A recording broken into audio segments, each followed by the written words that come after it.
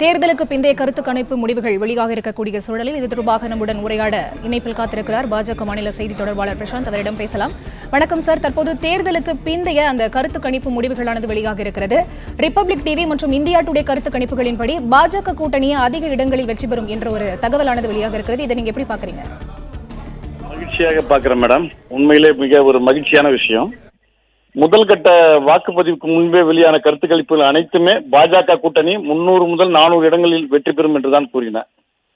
இப்படி கணித்த ஊடகங்கள் அனைவரும் பாஜகவுக்கு ஆதரவானது அல்ல. அதன் பிறகு பாஜகவுக்கு இழப்பை ஏற்படுத்தக்கூடிய அளவுக்கோ இந்தி கூட்டணியை வெற்றியை அதிகரிக்கக்கூடிய அளவுக்கோ எந்த மாற்றமும் நடக்கவில்லை. மிக முக்கியமா பாத்தீங்கன்னா, ஒரு அரசு தேர்தலில் தோற்க வேண்டும் என்றால் நாட்டில் பொருளாதாரம் மோசமா இருக்கணும், ஊழல்கள் நடந்திருக்கணும், வேலையின்மை, வறுமை, மக்களை பாதிக்கும் அளவு இருக்கணும். அது மட்டும் இல்லாம சட்டம் ஒழுங்கு மோசமாக இருக்கணும். மிக முக்கியமாக அனைவரும் சொல்லக்கூடிய பேச்சு, எழுத்து, கருத்து சுதந்திரம் முடக்கப்பட்டிருக்க வேண்டும். எல்லாவற்றுக்கும் மேலாக வலுவான எதிர்கட்சி இருக்க வேண்டும். இவை எதுவுமே இல்லாம யாரை தோற்கடிக்க விரும்புகிறார்களோ அவருக்கு நிகரான தலைவர் அல்லது பிரதமர் வேட்பாளர், இவை எதுவுமே பாஜகவுக்கு எதிராக இந்தி கூட்டணியில் இல்லை.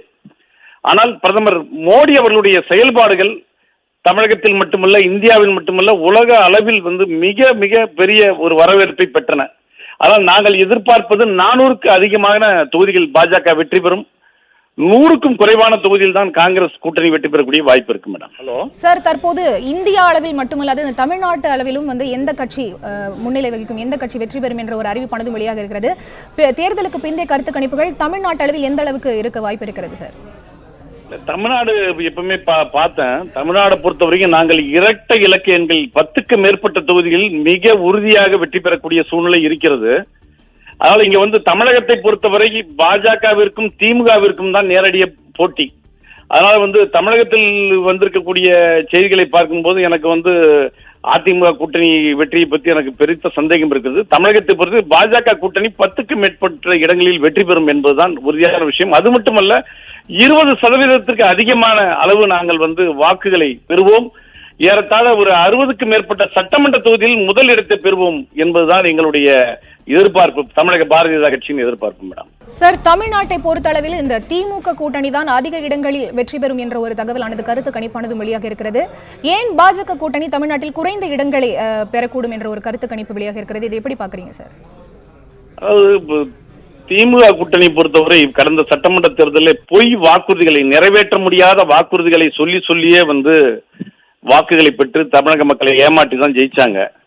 அதே போன்று இந்த பாராளுமன்ற தேர்தலில் நாங்க மிக தெளிவாக ஊழலுக்கு எதிரான ஒரு கூட்டணியை அமைக்க வேண்டும் என்று முயற்சி செய்து எங்களுடைய தமிழக பாஜக மாநில தலைவர் திரு அண்ணாமலை அவர்கள் மிக தைரியமாக ஒரு வலுவான ஒரு கூட்டணியை, 3வது அணியை உருவாக்கினார். தமிழகத்தில் மக்களுடைய எதிர்பார்ப்புக்கு ஏற்றவாறு தான் இந்த கூட்டணி அமைந்தது. அதனால திமுகவை பொறுத்தவரை திமுக ஏற்கனவே ஒரு வலுவான இடத்தில் திமுக இருந்தது. அதை மிக தெளிவாக நாங்கள் எதிர்கொண்டோம்.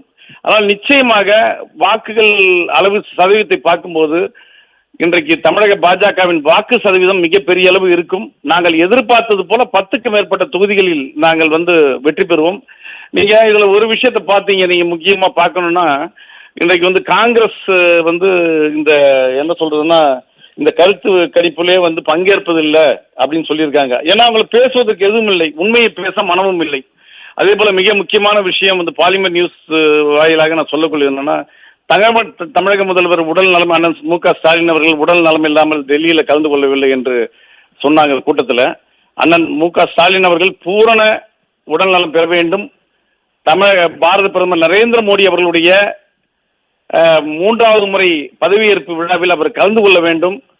ஏனென்றால் அப்பொழுதுதான் அவர்களுக்கு பாரத பிரதமர் நரேந்திர மோடி அவர்களுடைய எழுச்சியான வெற்றியை அவர் முழுமையாக உணர வேண்டும்.